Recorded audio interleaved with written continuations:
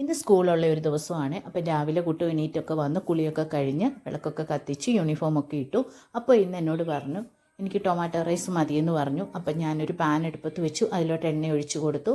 കടുക് പൊട്ടി വന്നപ്പോഴത്തേക്ക് കറിവേപ്പില ഇട്ട് കൊടുത്തു. അത് മൂത്ത് വന്നപ്പോഴത്തേക്ക് ഒരു 3-4 അല്ലി വെളുത്തുള്ളി അരിഞ്ഞത്, ഒരു ചെറിയ കഷ്ണം ഇഞ്ചി അരിഞ്ഞത്, അതും ചെറുതായിട്ടൊന്ന് മൂത്ത് വന്നു. അന്നേരത്തേക്ക് 2 തക്കാളിക്ക, വലിയ തക്കാളിക്ക ആണെങ്കിൽ 1 മതി. ഇതിപ്പം 2 തക്കാളിക്ക ഞാൻ എടുത്തിട്ടുണ്ട്. ചെറിയ തക്കാളിക്ക ആയിരുന്നുകൊണ്ട് അതും കൂടെ ഒന്ന് ഇട്ട് കൊടുത്തു.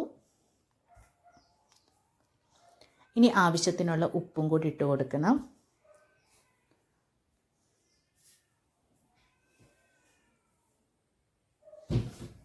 ഇനി നമുക്കിതെല്ലാം കൂടെ ഒന്ന് ഇളക്കി യോജിപ്പിച്ച് ചെറു തീയിൽ അടച്ചു വെച്ച് ഇതൊന്ന് വെന്ത് ഉടഞ്ഞ് കിട്ടണം. അടച്ചു വെക്കാം. അപ്പോൾ എല്ലാം വെന്തുടഞ്ഞ് വന്നിട്ടുണ്ട്. പെട്ടെന്ന് തന്നെ വെന്തുടഞ്ഞ് കിട്ടും.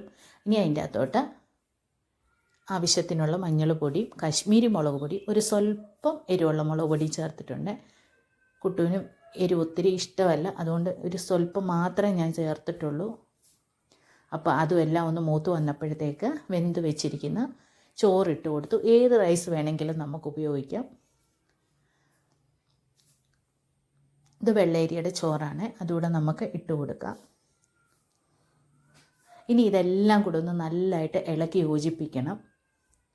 ഇപ്പം എണ്ണയ്ക്ക് പകരം നെയ്യ് വേണമെങ്കിലും ചേർക്കാം, അപ്പം കുറച്ചുകൂടി ടേസ്റ്റ് ആകും.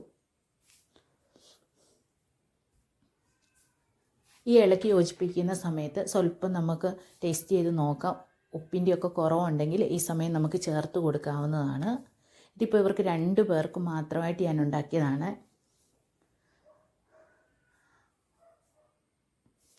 അപ്പോൾ ഇടയ്ക്കൊക്കെ ഇങ്ങനെയൊക്കെ ഉണ്ടാക്കി കൊടുക്കാമെങ്കിൽ കുട്ടികൾക്ക് അത് ഭയങ്കര ഇഷ്ടപ്പെടും.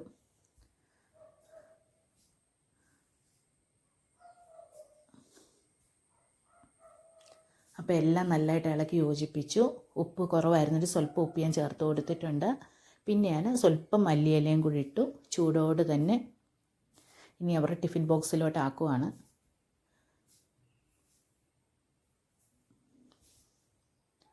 അപ്പോൾ അതിൻ്റെ കൂടെ ഒരു സ്വല്പം നാരങ്ങാച്ചാറ് ഞാൻ വെച്ച് കൊടുത്തിട്ടുണ്ട്. ഇതിൻ്റെ കൂടെ പപ്പടം വേണമെങ്കിൽ കൊടുത്തു വിടാം, സലാഡ് വേണമെങ്കിൽ കൊടുത്തു വിടാം. ഒന്നുമില്ലെങ്കിലും കുഴപ്പമൊന്നുമില്ല. കുട്ടുവിന് പിന്നെ സലാഡിൻ്റെ അകത്ത് തക്കാളിക്കയും സബോളയും ഒന്നും വലിയ താല്പര്യം ഇല്ലാത്തത് കൊണ്ട് ഞാൻ വെറും തൈരാണ് അവന് കൊടുത്തു വിടുന്നത്. അപ്പോൾ ഒരു സ്വല്പം നാരങ്ങാച്ചാറും പിന്നെ തൈരുമാണ് കൊടുക്കുന്നത്. അപ്പോൾ ഇത്രയേ ഉള്ളൂ ഇന്നത്തെ വീഡിയോ. ഇഷ്ടപ്പെടുവാണെങ്കിൽ ലൈക്ക് ചെയ്യണം, സപ്പോർട്ട് ചെയ്യണം. Thank you.